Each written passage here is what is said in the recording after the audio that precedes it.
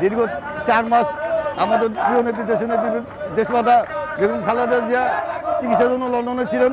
আল্লাহর রহমতে আল্লাহর রহমতে সে সুস্থ হয়ে আমাদের মাঝে ফিরে আসতেছেন।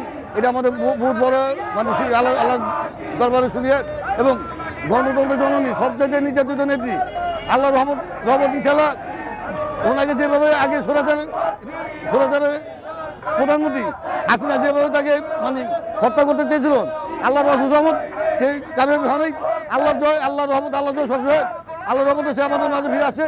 আমরা এই বিজয় উদযাপন করেছি। আমরা বিএনপি রাজনীতির সবচেয়ে বড় বিজয় যে আমাদের মা আমাদের মাঝে চিকিৎসা করে সুস্থ হয়ে আমাদের মাঝে ফিরে আসতেছে, এটা আমাদের বড় বিজয় এবং বড় অর্জন। এবং আগামীতে খালেদা জিয়ার নেতৃত্বে বিএনপি নির্বাচন যাবে এবং বিপুল ভোটে সংখ্যাগরিষ্ঠ অর্জন করে আমরা ক্ষমতা যাবো ইনশাল্লাহ। তারেক রহমান এই দেশের প্রধানমন্ত্রী হবে। আমি আমার সংক্ষিপ্ত বক্তব্য এখানে শেষ করলাম।